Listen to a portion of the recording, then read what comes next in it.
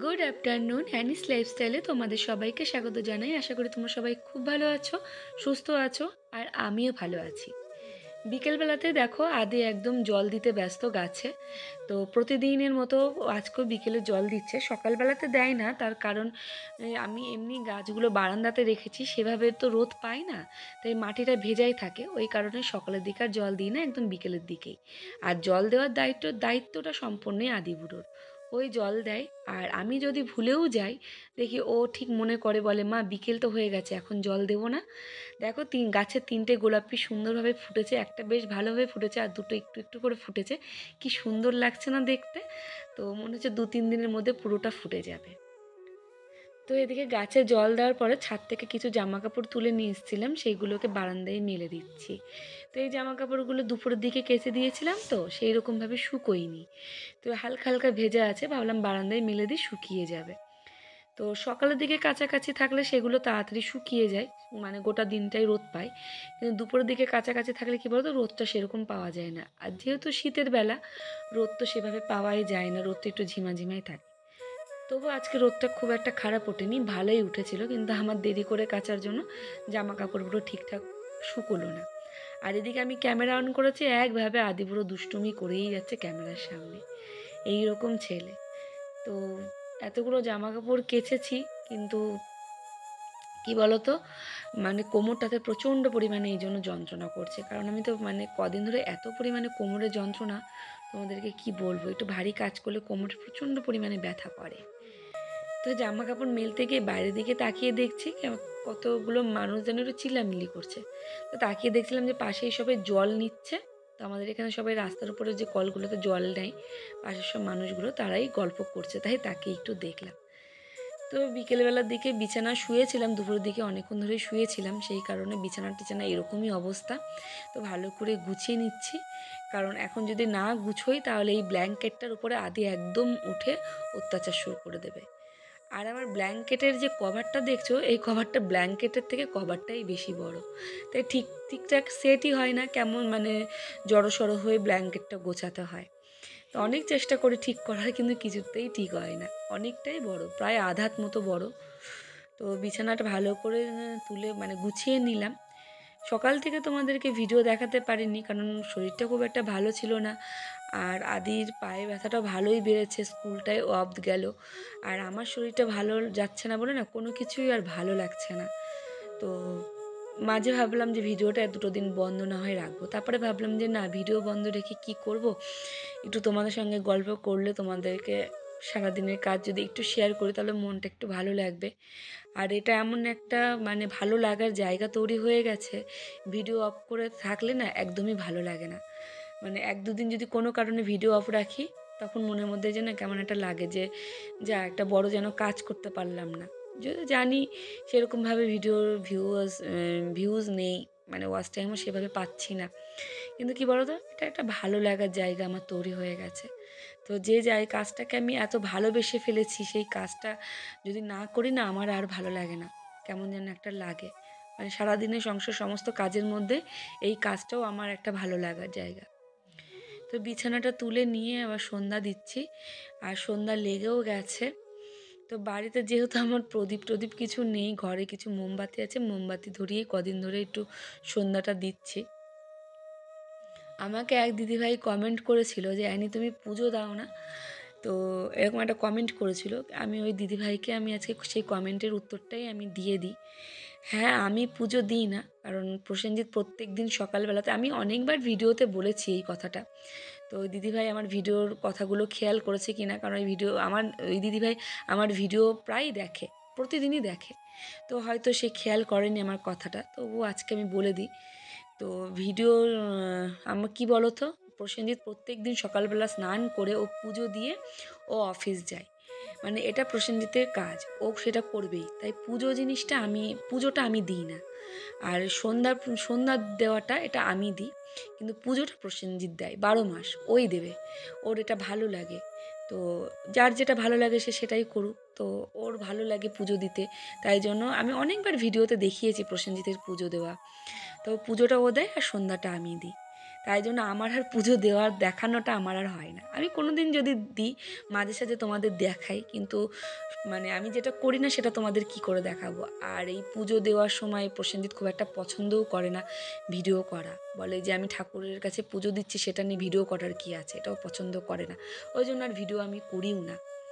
তো আর এ দেখো সন্ধ্যাবেলা একটু চা করে নিচ্ছি আর একটু রুটি দিয়ে খাবো, মানে কেনা রুটি, লাচ্ছা রুটি আছে ঘরে, সকালবেলা প্রসেনজিৎ কিনে এনে দিয়ে গেছিলো, সেইটাই ঘরে ছিল, সেটাই এখন টিফিন করব। একটু আদা দিয়ে চা করে নিলাম। আজকাল প্রসেনজিতের অপেক্ষায় থাকলাম না, কখনো অফিস থেকে আসবে সেই অপেক্ষাতে থাকলাম না, তো খেয়েই নিই, খেয়ে নিয়ে আবার আদিবুড়োকে পড়তেও বসাবো। তো তোমাদের সঙ্গে এতক্ষণ ধরে গল্প করছি, আসল কথাটাই তোমাদের বলা হয়নি। আসল কথাটা কি বলো তো, আজকে সারা দিন ধরে আমি কিন্তু কিচ্ছু খাইনি বলতে সকালবেলাতে 2টো রুটি খেয়েছিলাম, কালকে রাতে রুটি ছিল, সেই রুটিটা খেয়ে এত শরীর খারাপ করছিল, ওই কারণে আমি দুপুরের দিকে না একটুও ভাত খাইনি। তো সন্ধ্যার দিকে একটু হালকা খিদে পাচ্ছিলো, তো ভাবলাম যে এখন আর ভাত খাবো না। তো সন্ধ্যাবেলার দিকে ভাত খাওয়াটাও ঠিক না, কারণ ঘরে ঘরে এখন সন্ধ্যা প্রদীপ পড়ছে, তো এই সময় ভাত খাওয়াটাও নাকি ঠিক না, মানে ছোটোবেলা থেকে মায়ের মুখে যেটা শুনেছি যে সন্ধ্যাবেলা নাকি ভাত খেতে হয় না। তো ওই জন্য আর ভাত খেলাম না, ভাবলাম একটুখানি চা করে, আর ঘরে একটু রুটি ছিল সেটা আমি আর আদি টিফিন করে নিচ্ছি, আর আদিকে একটু পড়তে বসালাম। তো গতকালকে দুপুরবেলাতে ভাত খেয়েছি, আর এই যে এখনও পর্যন্ত আমার পেটে ভাত পড়েনি। জানি না শরীরটার মধ্যে কি হয়েছে, বুঝতে পারছি না, ভগবান কপালে যে কি লিখে দিয়েছে সেটাও বুঝতে পারছি না। যত ভাবি যে না ডাক্তার না দেখি সব কিছু ঠিক করব, কিন্তু মনে হচ্ছে সেই ঘুরে ফিরে ডাক্তারের ঘরে যেতেই হবে, না হলে আমি সুস্থ হব না। তো কদিন ধরে মনটাও খুব একটা ভালো নেই বন্ধুরা, তোমাদের সঙ্গে শেয়ার করি করি তোমাদের সঙ্গে এই কথাগুলো শেয়ার না করলে আমারও ভালো লাগে না। আর আমার কথাগুলো তোমাদেরকে বললে না অনেকটা আমার হালকা লাগে। তো এখানে দেখো আমি সবজিগুলো কেটে নিচ্ছি, সবজি বলতে আজকে রাতে রান্না করব না, কালকে সকালে কিছু যে মানে যেগুলো রান্না করব সেইগুলোই, মানে সবজিগুলো একটু বানিয়ে নিচ্ছি, কারণ সকালবেলাতে না পেরে উঠছি না, শরীরটা কদিন ধরে ভালো যাচ্ছে না। সকালের দিকে এত পরিমাণে কোমরের যন্ত্রণা বাড়ে, দিনের বেলাতে একটু রোদ রোদ উঠলেই কোমরের যন্ত্রণা হালকা একটু কমে, কিন্তু সকালের দিকে প্রচণ্ড পরিমাণে কোমরের যন্ত্রণা বাড়ে, তখন কোমর হেলিয়ে আমি কোনো কাজই করতে পারি না। তাই জন্য না রাত্রেবেলাতে সবজিটা রেডি করে রাখছি, যাতে সকালে অতটা কষ্ট না হয়, মাটিতে বসে সবজি কাটতে না হয়। আর আমি তো চাকুতে একদমই কাটতে পারি না। তো এখানে কালে কপির ডাঁটা চচ্চড়ি করব, তার জন্য একটু সবজিটা বানিয়ে রাখলাম, আর একটু ফুলকপি করব, সেটাও রেডি করে রাখলাম। আর এদিকে প্রসেনজিৎ আদিকে দেখছে, সামলাচ্ছে, আর আমি সেই পাখেই কাজগুলো সারছি। তো যেটা তোমাদেরকে বলছিলাম, কদিন ধরে মনটা খুব একটা ভালো নেই।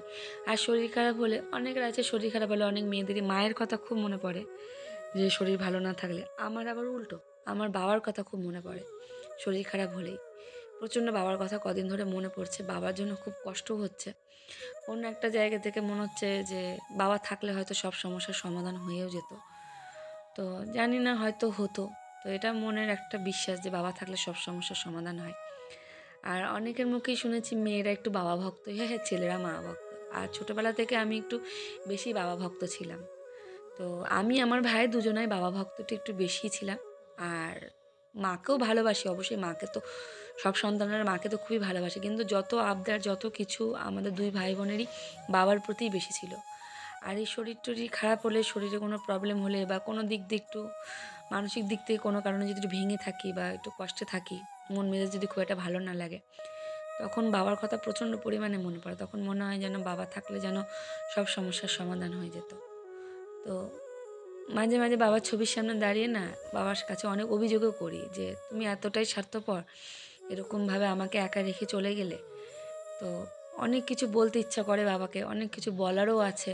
যখন কাউকে এমন কিছু কথা থাকে সেগুলো কাউকে বলার থাকে না, তখন বাবার ছবির সামনে গিয়েই বলি, যেগুলো মাকেও বলা যায় না, যেগুলো প্রসেনজিৎকেও বলা যায় না, যেগুলো মানে শোনার শুধু মনে হয় যেন আমি বাবার সামনে গিয়ে দাঁড়িয়ে বললে বাবা সব কিছুই শুনছে, আমার সমস্ত কথা। তো ইদানিং খুবই বাবার কথা মনে পড়ছে, ভেতরে একটা চাপা কষ্টও হচ্ছে। তো এই তো ব্যাপার। তো তোমাদের সঙ্গে গল্প করতে করতে সবজিটা আমার বানানো হয়ে গেল, আর আদিবুড়োর প্রচণ্ড খিদে পেয়ে গেছে, তো ওকে একটু ভাত খাইয়ে দিচ্ছি রাত্রেবেলা। তোমরা কিন্তু কেউ ভেবো না যে আমি বিছানায় বসে খাচ্ছি, অ্যানির কোনো এঁঠোর মানবিজ নেই। আমি কিছু করতে পারলাম না, তার কারণ কি বলো তো, ছেলেটার প্রচণ্ড পরিমাণে পায়ে ব্যথা, তো ও মানে চেয়ারে বসে যে পা ঝুলিয়ে খাবে সেটা ও পারছে না, পায়ে ব্যথা করছে, ওই জন্য বিছানাতে বসেই 2 দিন ধরে খাওয়াতে হচ্ছে। কিছু করার নেই, আগে সন্তান তারপরে সব কিছু, তাই না? তো আদিকে চটপট করে খাইনি, এবার আমাকেও তো খেতে হবে, অনেকক্ষণ খাই। রাত্রেবেলা খাওয়া দাওয়া করে একদম বিছানায় এসে বসলাম। এই দেখো, এটা এখানে কে বলো তো, এই দেখো আদিগুলো। আর একদম কালকে রাত্রে খেয়েছি 10টার সময় ভাত, রুটি খেয়েছি, আর এই যে এখন খেলাম, মানে গতকালকে একদম কালকে রাতে রুটি খেয়েছিলাম না প্রসেনজিৎ, রুটি খেয়েছিলাম, গতকালকে দুপুরে ভাত খেয়েছি, আর এখন ভাত খেলাম। মানে এই গোটা দিন গেল, শরীরটা যে কি হয়েছে ঈশ্বরই জানে। তো খাওয়া দাওয়ার প্রতি কোনো রুচি নেই, না খেয়ে থাকলেই যেন ভালো হয় এরকম হচ্ছে শরীরটা, একদম শরীরের অবস্থা খুব খারাপ। তো কদিন ধরে শরীরটা ঠিকই ছিল, আবার ইদানিং দেখছি বেশ কয়েকদিন ধরে শরীরটা খারাপের দিকেই যাচ্ছে। বিশেষ করে বছরের প্রথম দিন পড়ার সঙ্গে সঙ্গে একদম শরীর আমার শেষ, আর তার সাথে প্রচণ্ড পরিমাণে কোমরে ব্যথা। তো আর কোমরে ব্যথার সাথে হয়েছে সেলাই, মানে সিজারে যেখানে সেলাই হয়েছিল সেইখানে ব্যথা, যে কাশি উঠছে আর ব্যথাতে টান লাগছে। তো ইমিডিয়েটলি একটু রেস্টের দরকার, বুঝতে পারছি শরীরের যে অবস্থা, কিন্তু কিছু করার নেই। ফেব্রুয়ারি মাসে ফার্স্ট উইকে কি লাস্ট উইকে আদির ফাইনাল পরীক্ষা। তো আমি আদিকে এই অবস্থায় স্কুল কামাই, তো অত্যাধিক স্কুল অফ যাচ্ছে প্রচণ্ড পরিমাণে, এই যে পায়ে লাগলো অফ গেল, তো ওকে নিয়ে কোথাও যাব না, কারণ বাবার বাড়িতে যদি এখন আমি যাই তাহলে ওর পড়াশোনার প্রচুর ঘাটতি হবে, ওখানে তো আদর পেয়ে পেয়ে একদমই বাদর হয়ে যাবে। আর যদি আমি আমার শ্বশুরবাড়িতে যাই ওখানেও সেম, পড়াশোনা একদমই করবে না, আরও ক্ষতি হয়ে যাবে, আর স্কুল এখন অফ দেওয়া বেশি যাবেই না, এই তো ব্যাপার। তো দেখা যাক শরীর কি দাঁড়ায়। আর তোমাদের সাথে যে কথা বলছি কন্টিনিউয়াসলি আদি বক বক বক বক করছে। জানি না আজকে ভিডিওটা কত দূর কি এগুলো বুঝতেও পারছি না, ভিডিও করার এনার্জিও ছিল না, তারপরে আবার ভাবলাম যে ভিডিও অফ করে দেবো, তার করি। ভিউয়ার্স তো একদম সেরকম ভিউজ হচ্ছেই না, ফোন কেন যে এরকম হচ্ছে বুঝতে পারছি না, কেন এরকম ডাউনে চলে গেল বুঝতে পারছি না, ওই জন্য আর মন মেজাজটাও খুব একটা ভালো লাগছে না। আর এই দেখো দুশোটা পায়ে ব্যথা প্রচণ্ড পরিমাণে, পাটা ফুলেও আছে, বেশি হাঁটাচলা করতেও পারছে না, যতটুকু পারছে করছে, এই তো ব্যাপার। তো চলো বন্ধুরা, ভিডিওটা আমি এখানে শেষ করে দিচ্ছি, ভিডিওটার কন্টিনিউ করছি না। ও বলে দিই আজকে রাত্রের মেনুটা কী কী ছিল। রাত্রের মেনু বলতে আমি ভাত খেয়েছি, ডিমের ঝোল, ডিমের একটু কারি মতো করেছিলাম, ওটা দিয়ে আমি ভাত খেয়েছি। আর প্রসেনজিৎ আর দেওর খেয়েছে মুড়ি আর ভাতে মিশিয়ে খেয়েছে, তাই তো প্রসেনজিৎ?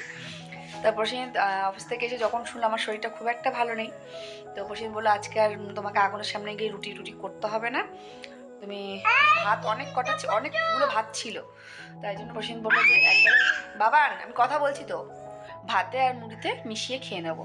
আমি এরকম দিই না কোনোদিনই, এদেরকে আমি এইভাবে দিই না, শখে পড়ে খাই সেটা আলাদা, কিন্তু ভাতে মুড়িতে আমি কখনোই মিশিয়ে দিই না। তো তো আমি সচরাচর দিই না, কিন্তু আজকে বাধ্য হলাম দিতে, কিছু করার নেই, এই কারণেই। আদি কপিরাইট যদি আসে দেখিস, টাকের উপর তো গাঁটটা দেবো আমি।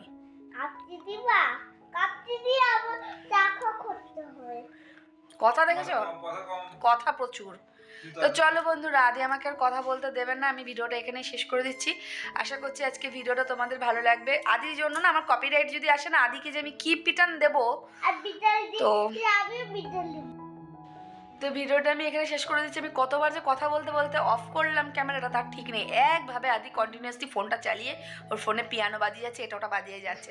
আর আদি না একটু ঘাট তেরা, জানো তো, আদিকে যেটা বারণ করবো সেটা বেশি করে করে, আর সমস্ত বাচ্চারাই মনে হয় এরকম টাইপের, যেটা বারণ করবো সেটা বেশি করে করবে। দেখো আমি বারণ করলাম, আমাকে বললো ঠিক আছে আমি করবো না, কিন্তু আবার করছে। এখন এই টেনে হাত থেকে ফোনটা নেবো, নিয়ে ধরে বেঁধে ঘুম পাড়াবো, তারপরে আমার শান্তি। বাট এরকম দুরন্ত বাচ্চা বাড়িতে যদি একটা থাকে তাহলে সেই মা আর বাবার অবস্থা, তারা শত্রু দরকার নেই, তার আর কাউকে দরকারই নেই, তার মানে এইভাবেই সময় কেটে যাবে। আদি এমন ছেলে, সারাদিন ধরে যে কি করে গোটা বাড়িতে আমি না বুঝে উঠতে পারি না যে আমি ওকে কি করে সামলাবো। কিভাবে পড়লো, হঠাৎ খাটে খেলছিল, খাটে বসে বসে খেলতে খেলতে কিভাবে নামতে গেল, পায়ে লেগে গেল, মানে ভাবো কেমন যেন, আমি না বুঝি না, কোনো ব্যাপারই না তাতে, সারাদিন চলছে। তো চলো আমি ভিডিওটা এখানে শেষ করছি। বারবার ওই ব্ল্যাঙ্কেটটা তুলছে আর আমাকে দেখছে আর মজা পাচ্ছে, মানে এটা খুব মজা পাচ্ছে। এখন পিঠের উপর দুটো তিনটা পিট্টি পড়বে, তারপরেও ঠান্ডা হবে। আর এই যে আমার যত শরীর খারাপই হোক না কেন, আদি দেখেছি আমার, তাই না প্রসেনজিৎ বলো, আমার যত শরীর খারাপই হোক, আমি অসুস্থ হলে আদি যেন বেশি বেশি পেয়ে বসে। আবার আমি যে আজকে ভাত খাইনি, ওর কিন্তু আমার বাবার বাড়িতে মানে মার কাছে ফোন করে জানানো হয়ে গেছে যে দিদি মা আজকে দুপুরে ভাত খাইনি, মার শরীর ভালো না, মা ভাত খায়নি। ভাবো ও মানে ও কী ধরনের ছেলে। তো চলো বন্ধুরা, ভিডিওটা আমি এখানে শেষ করছি এই দুষ্টুটাকে নিয়ে। আশা করছি আজকে ভিডিওটা তোমাদের ভালো লাগবে। যদি ভালো লেগে থাকে অবশ্যই লাইক করো, শেয়ার করো, আর যারা যারা এখনো সাবস্ক্রাইব করনি প্লিজ সাবস্ক্রাইব করে আমার পাশে থেকে এগিয়ে যাওয়ার জন্য আমাকে সাপোর্ট করো। চলো আজকের মতো এটুকুই, টাটা বাই বল। এই হচ্ছে আদি, গুড নাইট।